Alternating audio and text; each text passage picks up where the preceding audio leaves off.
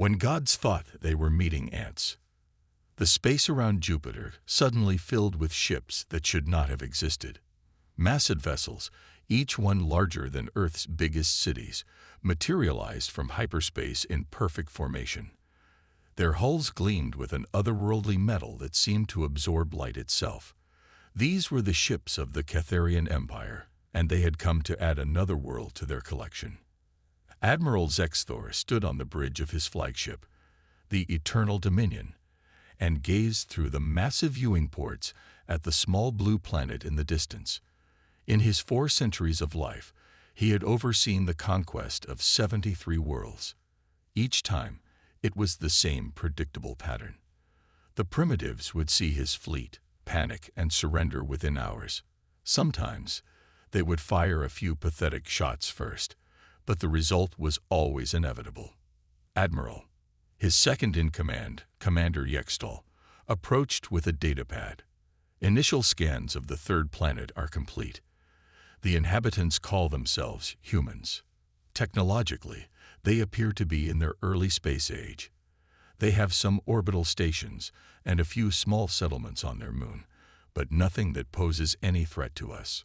Zexthor's mandibles clicked together in what passed for a smile among his species. 74 worlds, he mused. The Emperor will be pleased with this addition to our territory. These humans should provide adequate labor for our mining operations. Meanwhile, on Earth's primary orbital defense station, Captain Elena Vasquez was having the worst day of her career. She had been monitoring deep space communications for 15 years, and never once had she detected anything that suggested intelligent alien life. Now her screens were filled with energy signatures that defied every law of physics she understood. "Ma'am," called out Surgeon Davis from his station, "I'm reading approximately 400 ships of various sizes. The largest ones are—" He paused, checking his instruments again, approximately 30 kilometers long.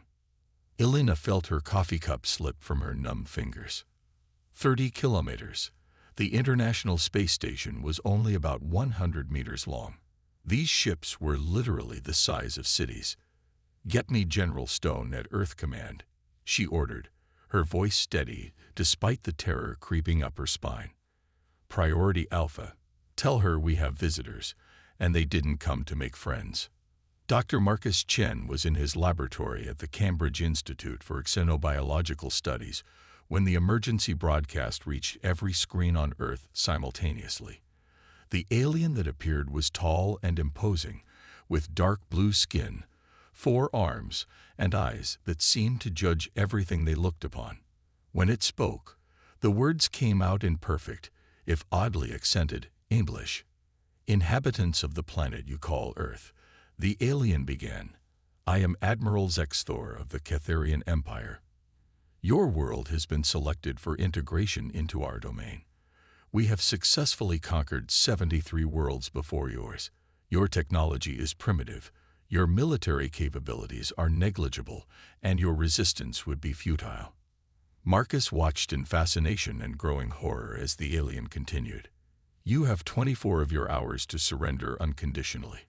Lay down all weapons, cease all military activities, and prepare for the arrival of our occupation forces. If you comply, your species will be allowed to serve the Empire as laborers. If you resist, your species will be eliminated, and your world will be repopulated with more suitable inhabitants." The transmission ended, leaving Earth in stunned silence. At the Pentagon, General Patricia Stone was anything but silent. The conference room, filled with the world's top military officials, buzzed with panicked conversations in dozens of languages.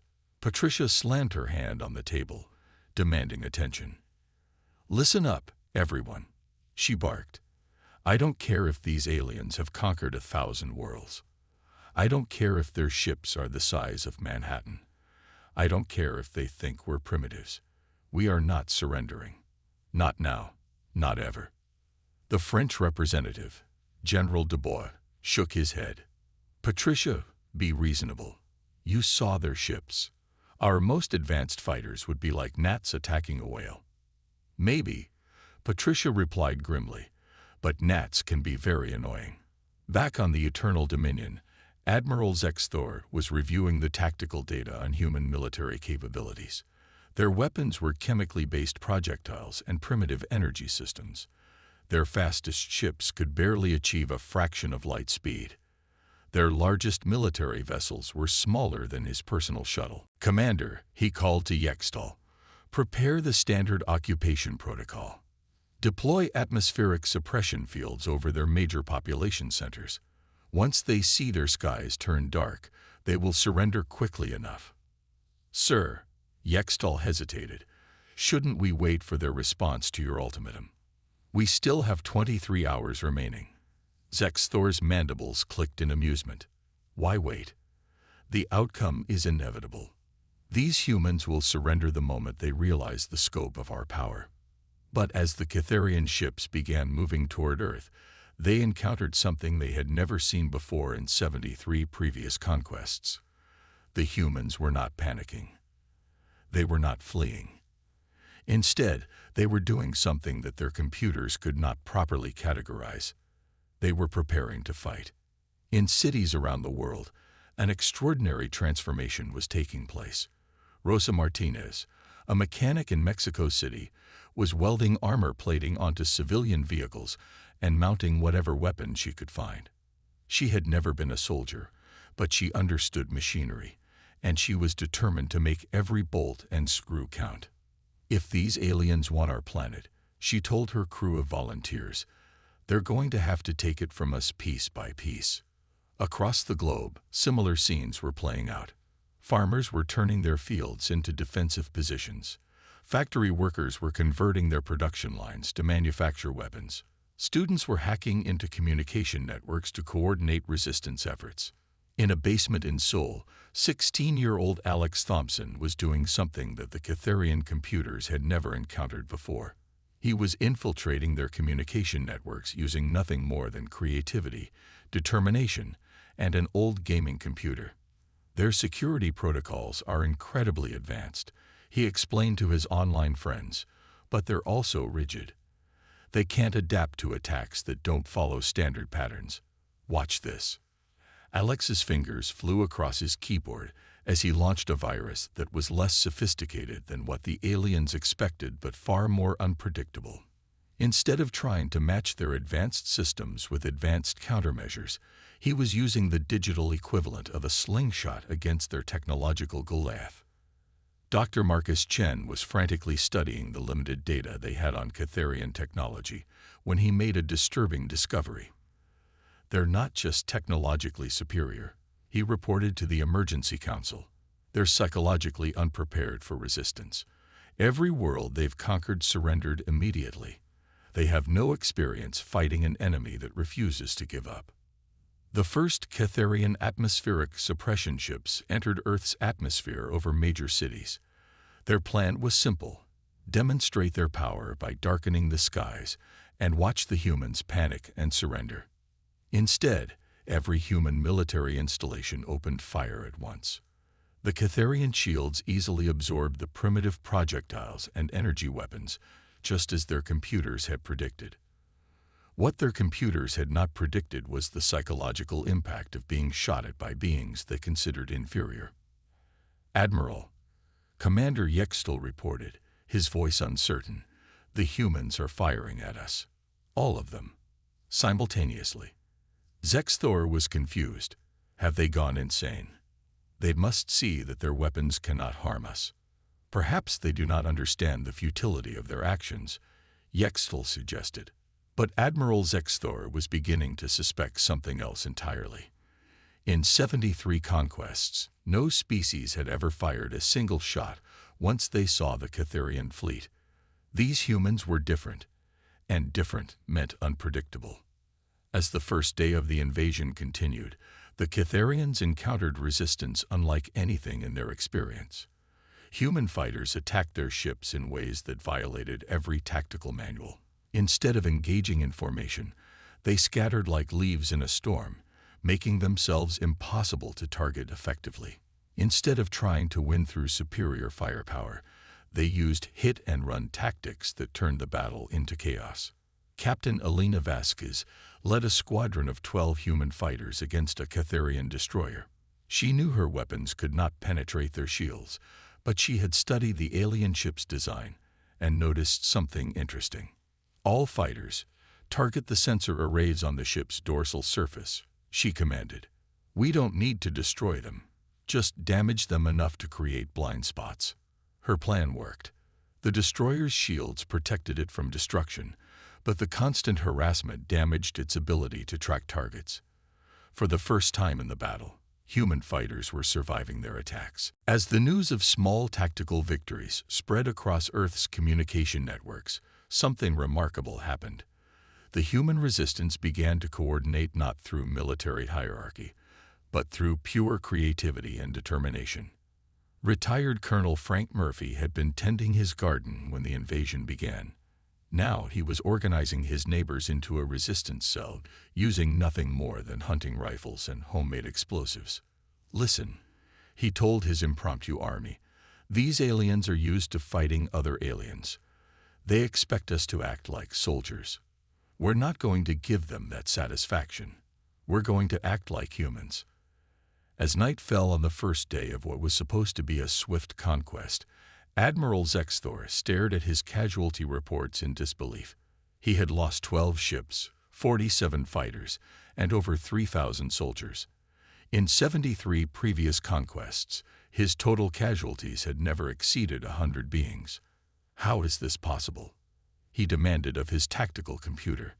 These humans have inferior technology and no military experience fighting space-capable civilizations. The computer's response was clinical and unhelpful. Human tactical patterns do not match any known military doctrine. Recommend further analysis. But Zexthor was beginning to understand something that his computer could not quantify. These humans were not fighting like a military force.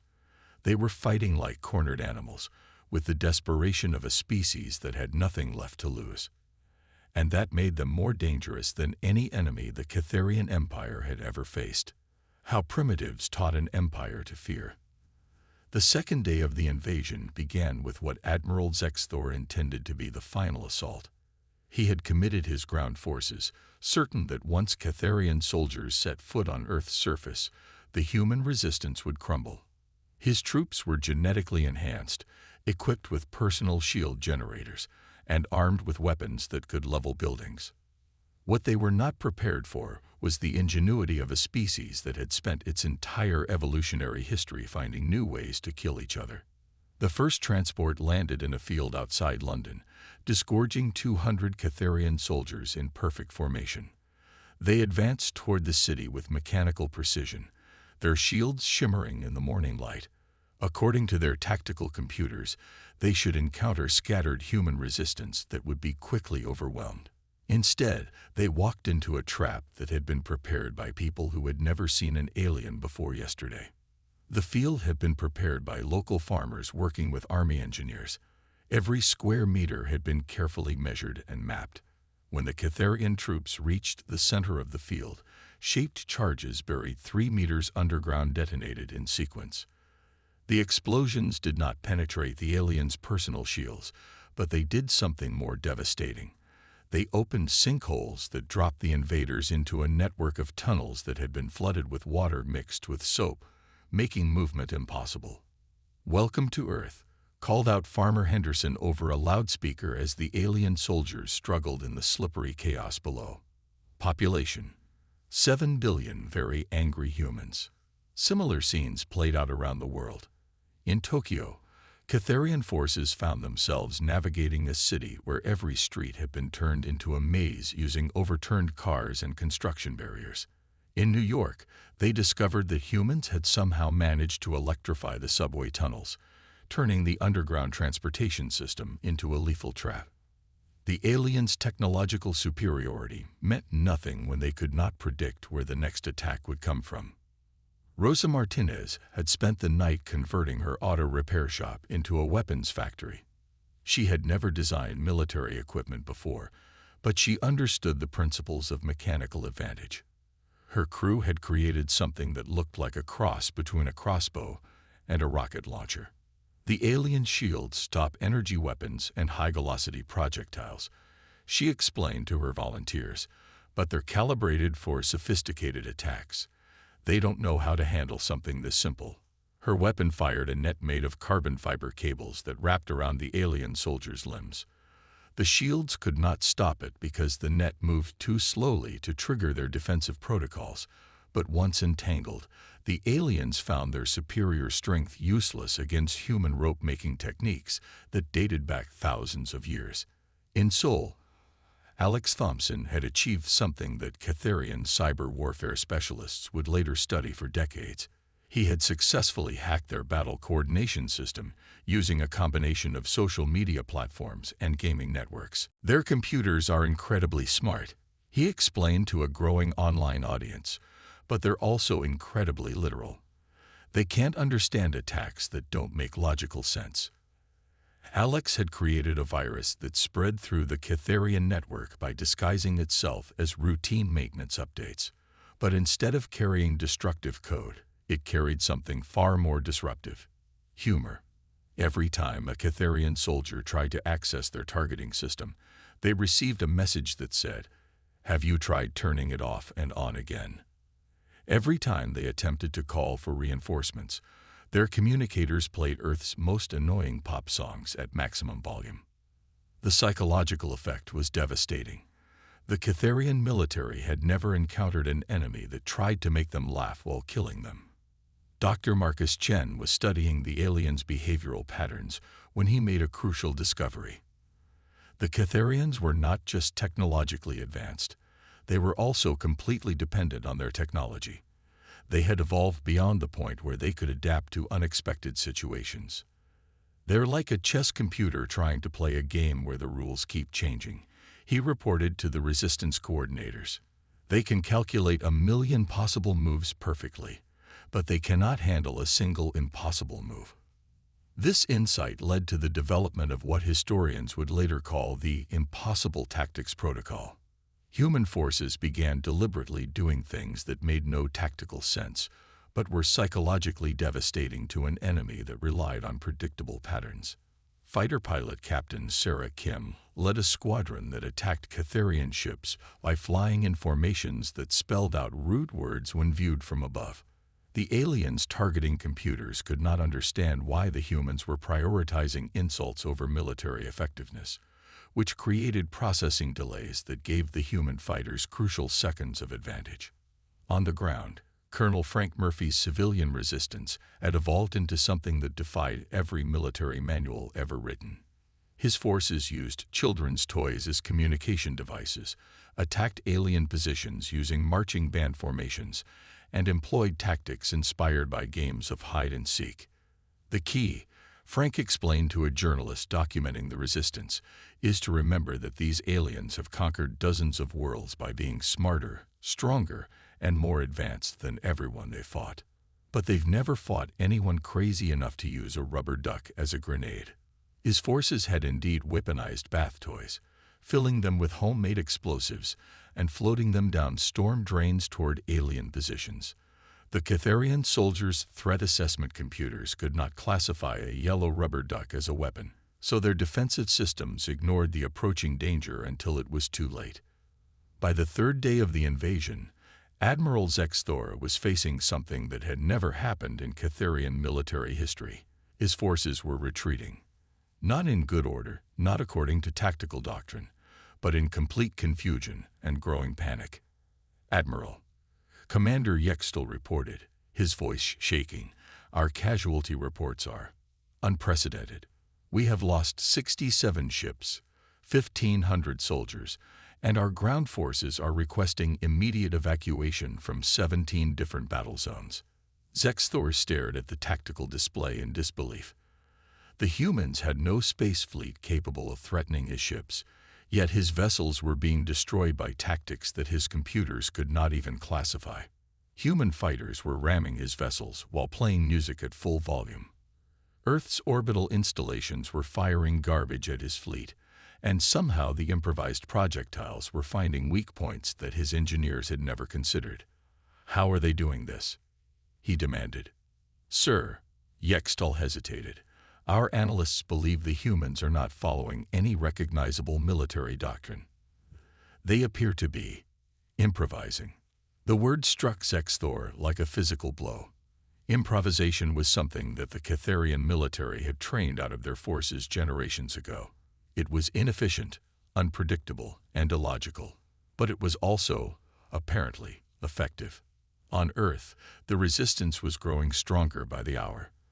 Factory worker Janet Williams had converted her textile plant to produce personal armor using materials and techniques that were simultaneously ancient and futuristic. Her workers were creating protective gear that combined Kevlar with traditional metalworking techniques, producing armor that was less sophisticated than Catharian equipment, but far more adaptable. "We don't need to be better than them," she told her crew. "We just need to be different enough that their computers can't figure us out." The breakthrough came when young Alex Thompson, working with a team of international hackers, discovered something crucial about Catharian technology. Their ships were controlled by a central artificial intelligence that made decisions based on historical data from previous conquests. It's like they're fighting the last war over and over again. Alex explained in a global broadcast that reached every human resistance cell simultaneously. Their computers expect us to act like the last 73 species they conquered, but we're not going to give them that satisfaction. The final phase of humanity's impossible victory began with something that would become legendary: the Great Coordination. Using everything from ham radios to social media, the entire human resistance synchronized their efforts for one massive, coordinated attack that violated every principle of military strategy. Instead of concentrating their forces for maximum effectiveness, the humans scattered their attacks across the entire planet. Instead of targeting the aliens' most important assets, they attacked everything simultaneously. Instead of following a coherent battle plan, they improvised moment by moment, adapting to each new situation as it developed. The psychological effect on the Catharian forces was catastrophic. Their computers crashed trying to process thousands of simultaneous threats that followed no recognizable pattern. Their officers found themselves unable to give orders because the situation was changing faster than they could understand it. Admiral Zexthor watched his mighty fleet, which had conquered 73 worlds without a single defeat, fall apart under an assault by beings who should not have been able to scratch his ship's paint. "Sir," Commander Yextel said quietly, "perhaps we should consider withdrawal." For the first time in his 4-century military career, Admiral Zexthor spoke the words he had never imagined saying: "Order a full retreat. All ships return to hyperspace immediately." As the Catharian fleet fled Earth's solar system, they left behind something they had never left behind before: a defeated invasion force and a conquered world that had refused to be conquered. The news of Earth's victory spread across the galaxy faster than the Catharian Empire could suppress it. For the first time in 2 centuries, a species had not only resisted Catharian conquest, but had actually defeated it. The psychological impact was immediate and profound. Dozens of worlds that had been living under Catharian occupation began to organize their own resistance movements. The Empire's reputation for invincibility was shattered, and with it, their ability to control their vast territory through fear alone. On Earth, the celebration was tempered by the realization that humanity had just announced its presence to a galaxy full of civilizations that might not all be as overconfident as the Catharians. But they had also proven something important: that ingenuity, creativity, and the stubborn refusal to accept defeat could overcome even the most overwhelming technological advantage. Dr. Marcus Chen, now serving as Earth's first ambassador to galactic affairs, summed up the victory in his report to the United Nations. "We didn't win because we were stronger or smarter or more advanced. We won because we were human." And apparently, in a galaxy full of logical, predictable civilizations, being completely unpredictable is the ultimate weapon. The Catharian Empire never attempted to invade another world again. They had learned, at considerable cost, that sometimes the most dangerous enemy is not the one with the biggest weapons, but the one crazy enough to turn a rubber duck into a bomb and make it work. As for humanity, they had taken their first step into a larger universe, and they had done it in the most human way possible, by refusing to follow anyone else's rules.